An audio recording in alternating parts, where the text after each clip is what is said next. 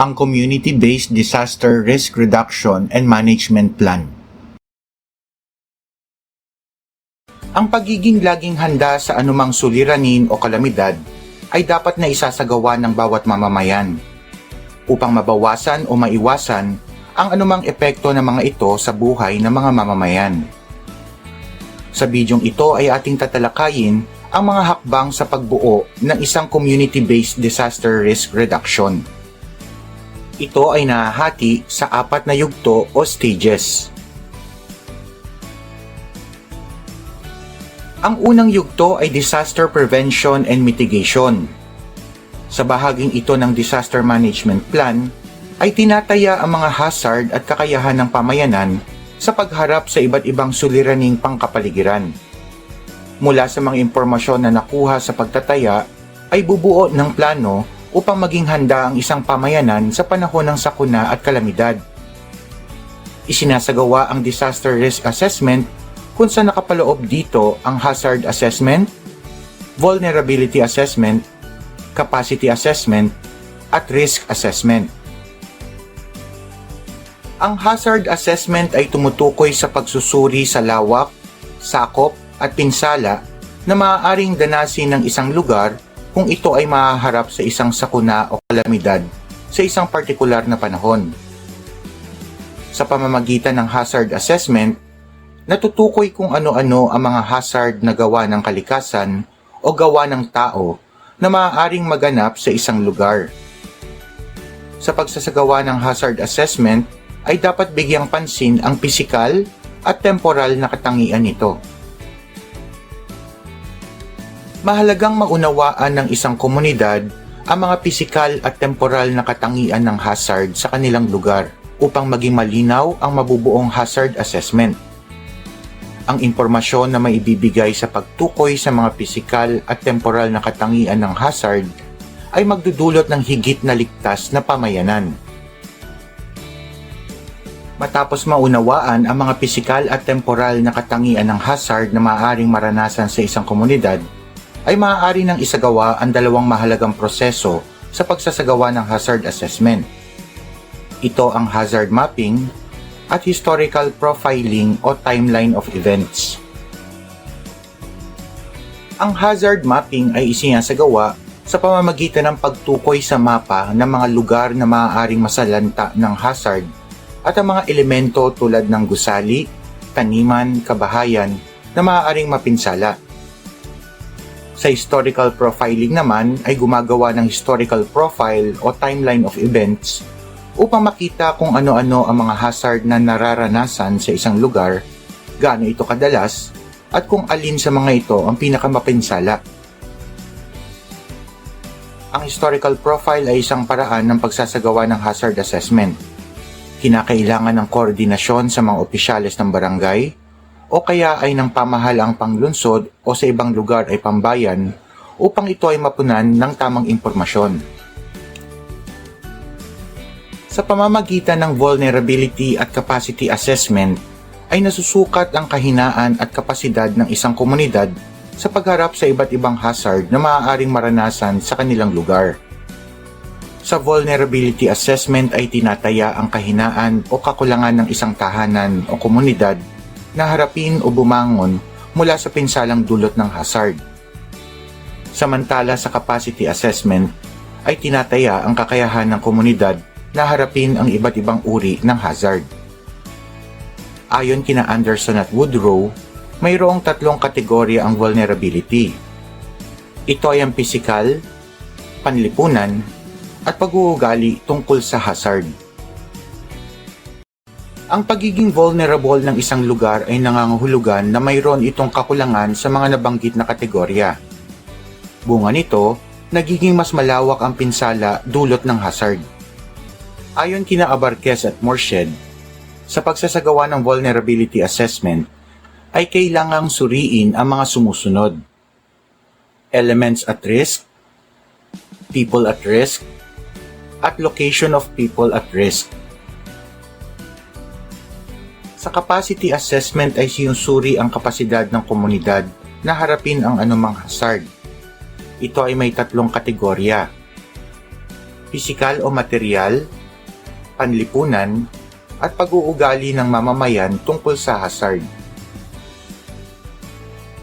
Sa pagsasagawa ng capacity assessment ay itinatala ang mga kagamitan, infrastruktura at mga tauhan na kinakailangan sa panahon ng pagtama ng hazard o kalamidad. Mahalaga ang pagsasagawa nito sapagkat magbibigay ito ng impormasyon sa mga mamamayan at sa mga pinuno ng pamayanan kung ano at kanino hihingi ng tulong upang mapunan ang kakulangan ng pamayanan. Sinisikap naman ng mga gawain sa disaster mitigation na mabawasan ang malubhang epekto nito sa tao, ari-arian at kalikasan. Ito ay tumutukoy sa mga hakbang na dapat gawin bago ang pagtama ng sakuna, kalamidad at hazard na may layuning maiwasan o mapigilan ang malawakang pinsala sa tao at kalikasan. May dalawang uri ng mitigation, ang structural at non-structural. Ang structural mitigation ay tumutukoy sa mga paghahandang ginawa sa pisikal na kaanyuan ng isang komunidad upang ito ay maging matatag sa panahon ng pagtama ng hazard. Ang non-structural mitigation naman ay tumutukoy sa mga ginawang plano at paghahanda ng pamahalaan upang maging ligtas ang komunidad sa panahon ng pagtama ng hazard. Ang ikalawang yugto sa pagbuo ng community-based disaster risk reduction ay ang disaster preparedness.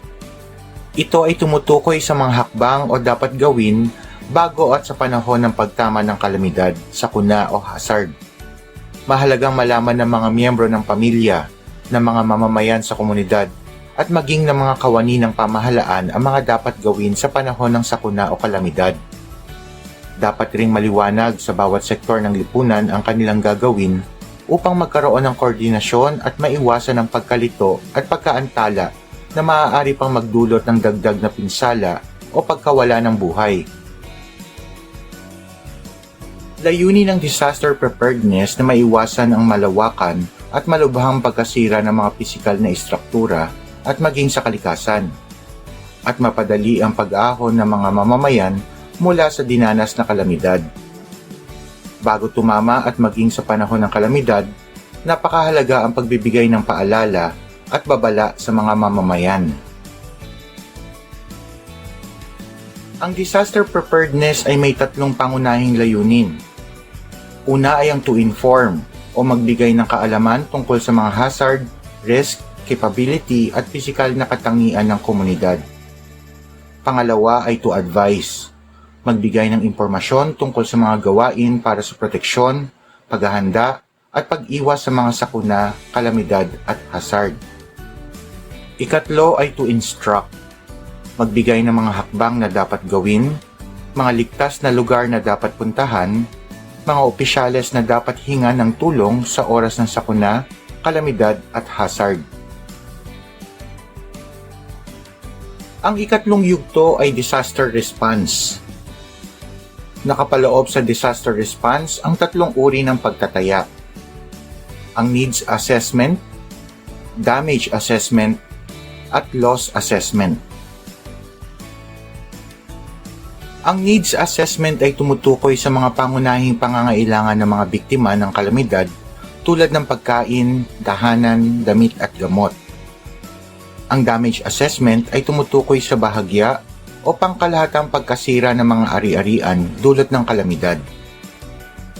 At ang loss assessment ay tumutukoy naman sa pansamantalang pagkawala ng serbisyo o pansamantala o pangmatagalang pagkawala ng produksyon. Ang ikaapat na yugto ay ang disaster rehabilitation and recovery. Ang mga hakbang at gawain sa yugtong ito ay nakatuon sa pagsasaayos ng mga nasirang pasilidad at istruktura at mga naantalang pangunahing serbisyo upang manumbalik sa dating kaayusan at normal na daloy ang pamumuhay ng isang nasalantang komunidad. Noong 2006, ang Interagency Standing Committee na binubuo ng iba't ibang NGO, Red Cross at Red Crescent Movement, International Organization for Migration, World Bank, at mga ahensya ng United Nations ay nagpalabas ng preliminary guidance note Ito ay tungkol sa pagpapakilala ng cluster approach na naglalayong mapatatag ang ugnayan ng iba't ibang sektor ng lipunan. Makakatulong ito upang mas maging malawak ang mabubuong plano at estratehiya at magamit ng mahusay ang mga pinagkukunang yaman ng isang komunidad.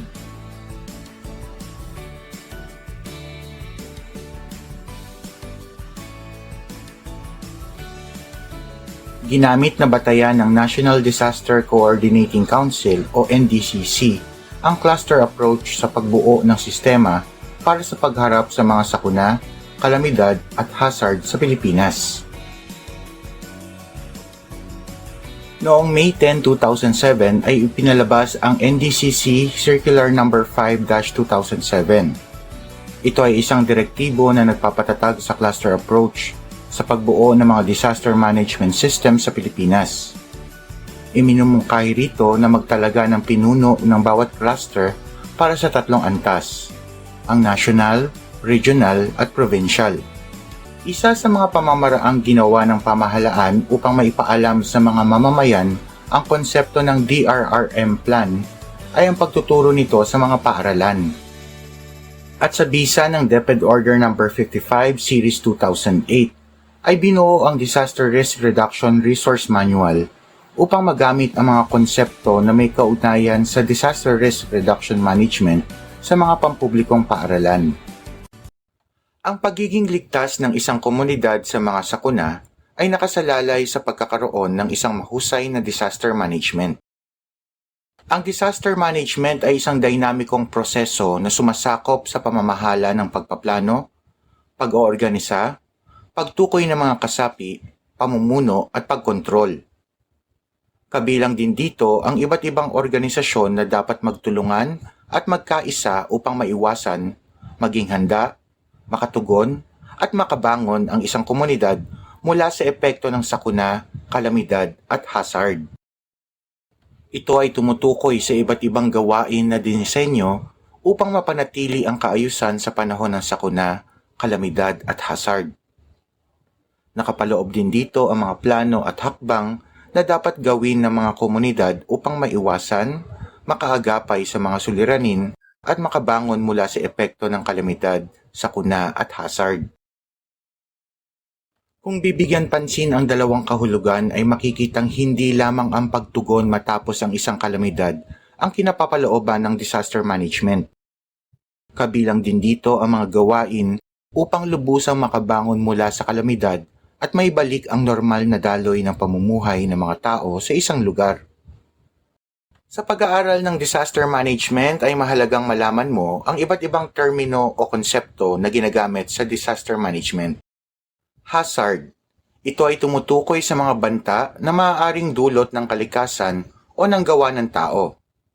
Kung hindi maiiwasan, maaari itong magdulot ng pinsala sa buhay, ari-arian at kalikasan. May dalawang uri ng hazard.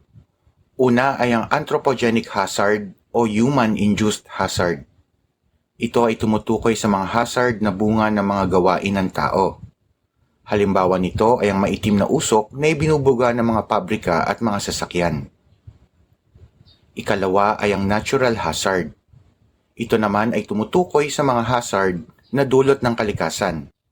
Ilan sa mga halimbawa nito ay ang bagyo, lindol, tsunami, thunderstorms, storm surge at landslide.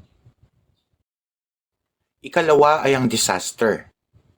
Ang disaster ay tumutukoy sa mga pangyayari na nagdudulot ng panganib at pinsala sa tao, kapaligiran at mga gawaing pang-ekonomiya. Maaaring ang disaster ay natural gaya ng bagyo, lindol at pagputok ng bulkan. O maaaring gawa ng tao tulad ng digmaan at polusyon. Ang disaster ay sinasabi ring resulta ng hazard, vulnerability, at kawalan ng kapasidad ng isang pamayanan na harapin ang mga hazard. Ikatlo ay ang vulnerability. Ito ay tumutukoy sa tao, lugar at infrastruktura na may mataas na posibilidad na maapektuhan ng mga hazard. Ang pagiging vulnerable ay kadalasang naiimpluwensyahan ng kalagayang geographical at antas ng kabuhayan. Halimbawa ay mas vulnerable ang mga bahay na gawa sa hindi matibay na materyales pagdating ng bagyo. Pang-apat ay ang risk. Ito ay tumutukoy sa inaasahang pinsala sa tao, ari-arian at buhay dulot ng pagtama ng isang kalamidad. Ang vulnerable na bahagi ng pamayanan ang kadalasang may mataas na risk dahil wala silang kapasidad na harapin ang panganib na dulot ng hazard o kalamidad. Ikalima ay ang resilience. Ang pagiging resilient ng isang komunidad ay tumutukoy sa kakayahan ng pamayanan na harapin ang mga epekto na dulot ng kalamidad. Ang pagiging resilient ay maaaring istruktural. Ibig sabihin ay isasaayos ang mga tahanan, tulay o gusali upang maging matibay. Maaari rin itong makita sa mga mamamayan. Halimbawa, ang pagkakaroon ng kaalaman tungkol sa hazard ay maaaring makatulong upang sila ay maging ligtas sa panahon ng kalamidad. Nakabatay ang Philippine Disaster Risk Reduction and Management Act of 2010 sa dalawang pangunahing layunin. Ang hamon na dulot ng mga kalamidad at hazard ay dapat pagplanuhan at hindi lamang haharapin sa panahon ng pagsapit ng iba't ibang kalamidad. At mahalaga ang mga bahaging ginagampanan ng pamahalaan upang mabawasan ang pinsala at panganib na dulot ng iba't ibang kalamidad at hazard. Ang mga nabanggit na layunin ay kasama sa mga naging batayan sa pagbuo ng Philippine Disaster Risk Reduction and Management Framework o PDRRMF. Binibigyang diin ng Philippine Disaster Risk Reduction Framework ang pagiging handa ng bansa at mga komunidad sa panahon ng mga kalamidad at hazard. Sa pamamagitan nito, ang pinsala sa buhay at ari-arian ay maaaring mapababa o maiwasan. Isinusulong din ng PDRRM framework ang kaisipan na ang paglutas sa mga suliranin at hamong pangkapaligiran ay hindi lamang tungkulin ng ating pamahalaan. Ang proseso sa pagbuo ng isang disaster management plan ay dapat na produkto ng pagkakaisa at pagtutulungan ng iba't ibang sektor ng lipunan, tulad ng pamahalaan, private sector, business sector, non-governmental organizations, at higit sa lahat ng mga mamamayang naninirahan sa isang partikular na komunidad. Ang ganitong proseso ay tinatawag na community-based disaster and risk management. Ang Community-Based Disaster Risk Reduction and Management Plan.